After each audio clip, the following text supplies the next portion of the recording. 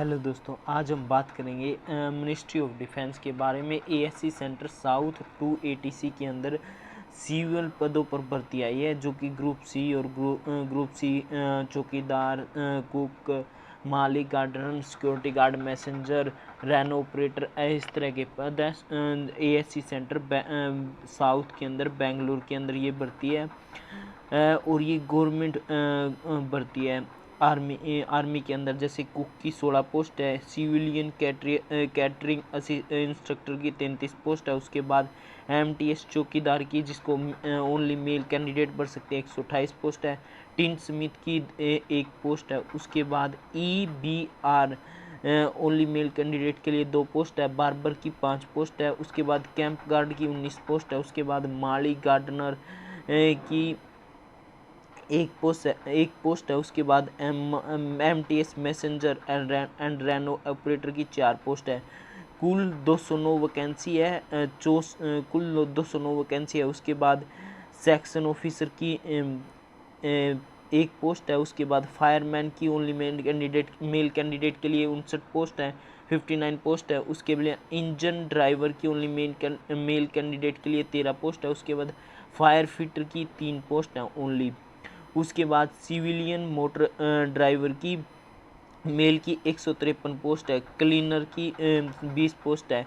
249 post ये है और 209 पोस्ट ये है। टोटल 458 पोस्ट है। और इनके लिए क्वालिफिकेशन है जो अलग अलग दे रखी है। ये इनका जो जहाँ जहाँ पे सिलेक्शन होगा स्टेशन है, वहाँ उसका एड्रेस भी दे रखा है। आप इस पीडीएफ को रीड कर सकते हो, एक बार देख सकते हो। उसके बाद वैकेंसी भी दिखा रखी है। उसके बाद टिन्स एलिजिबिलिटी क्राइटेरिया है। टिन स्मिथ के लिए 10वीं पास होनी चाहिए और इसके प्रोफिशिएंट होने चाहिए इसके ट्रेड वर्क के अंदर।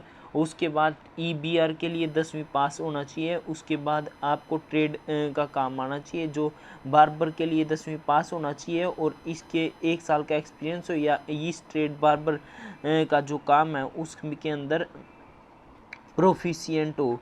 कैंप गार्ड के लिए 10वीं पास होना चाहिए और प्रोफिशिएंट होना चाहिए कैंप गार्ड के पोस्ट काम के लिए। उसके बाद माड़ी एमटीएस गार्डनर की 10वीं पास होना चाहिए और शुड बी प्रोफिशिएंट इन माड़ी के काम में करना आना चाहिए। उसके बाद मैसेंजर 10 या रैन ऑपरेटर 10वीं पास कैंडिडेट और इसकी जो मैसेंजर का या रैन ऑपरेटर का काम करना हुआ आना चाहिए या 1 साल का एक्सपीरियंस हो। उसके बाद चौकीदार की पोस्ट के लिए 10वीं पास होना चाहिए और प्रोफिशिएंट होना चाहिए चौकीदार के काम के लिए।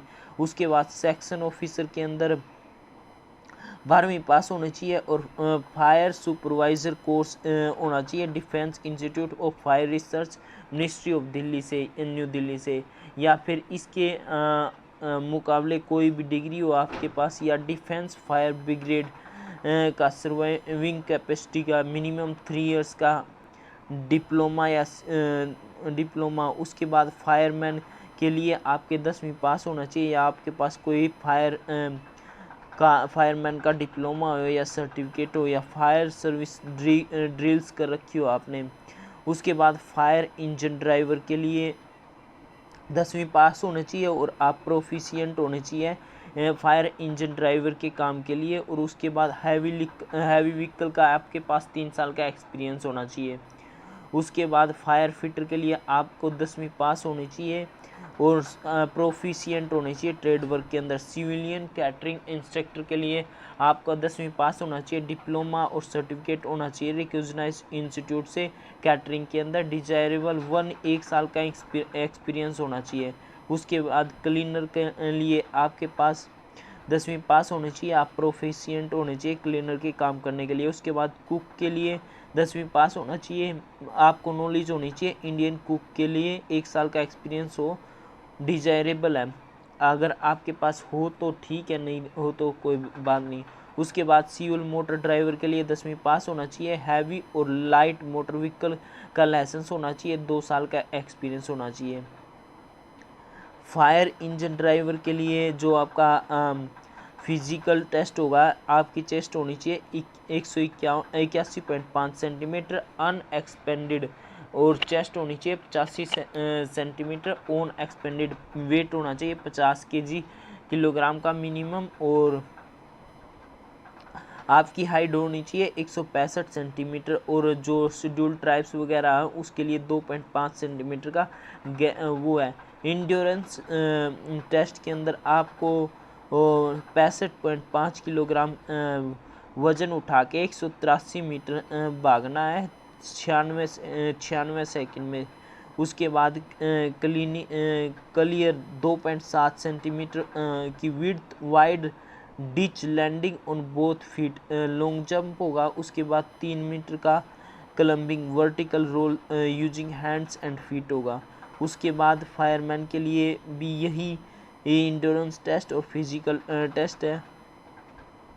उसके बाद ईआरबी जो माली gardener, messenger ran operator, tinsmith, ERB barber, camp guard, सीसीआईस्ट, cooks, cleaner, EFD, fireman, fire fitter, station officer और चौकीदार के लिए 18 से 25 साल के बीच की एज होनी चाहिए, और सिविल मोटर ड्राइवर के लिए 18 से 27 साल के बीच एज होनी चाहिए।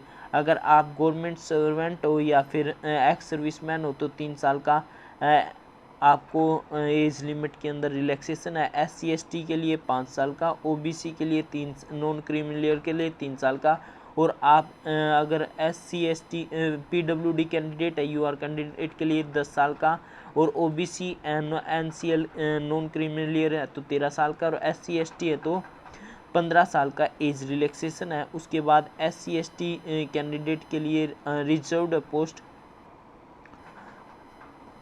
आप इनका फॉर्म अप्लाई कर सकते हैं। आपको फॉर्म के साथ फॉर्म भर के 1 रिसेंट पासपोर्ट साइज 3 महीने से ज़्यादा पुरानी नहीं होनी चाहिए वो भेजना है, और उसको सेल्फ अटेस्टेड करके भेजना है। इस अगर स्कीम ऑफ एग्जामिनेशन है, ये आपका एग्ज़ाम के अंदर रीजनिंग आएगी 25 नंबर के, general intelligence and reasoning, general awareness आएगी 50 क्वेश्चन 50 नंबर के, जनरल इंग्लिश आएगी 50 क्वेश्चन 50 नंबर के, नंबरिकल एप्टीट्यूड आएगी 25 क्वेश्चन 25 नंबर के। 2 घंटे आपका एग्ज़ाम टाइमिंग होगा। नेगेटिव मार्किंग होगी एग्ज़ाम के अंदर 0.25 के अंदर।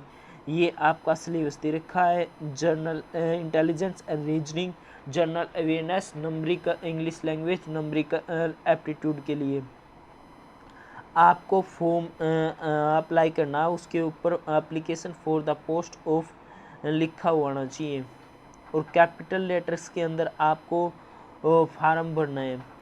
उसके बाद आपको पोस्ट ऑफिस के माध्यम से अपना फॉर्म ऑफलाइन भर के भेजना है। इसी तरह की और जानकारी प्राप्त करनी है। ये फॉर्म दे रखा है आपको। ये फॉर्म जैसे इसमें नाम, post name, father name, mobile number, email ID, Aadhaar card number, father name वगैरह, एड्रेस वगैरह भर के अच्छे से भेजना है इनके पास में। इसी तरह की और जानकारी अगर आप प्राप्त करना चाहते हैं तो आप हमारे यूट्यूब चैनल को प्लीज़ लाइक, शेयर और सब्सक्राइब कीजिए। ये पूरा फॉर्म निकाल के आप इसका प्रिंट आउट लेके इसको अच्छे से भर के, और सारे document attested self attested document इस फॉर्म के साथ लगा के, और आपको पोस्ट, स्पीड पोस्ट या सिंपल पोस्ट के द्वारा इनके एड्रेस पे भेजना है 30 दिन के भीतर। इसी तरह की और जानकारी अगर आप प्राप्त करना चाहते हैं तो आप हमारे चैनल को प्लीज़ लाइक, शेयर और सब्सक्राइब कीजिए। थैंक यू दोस्तों।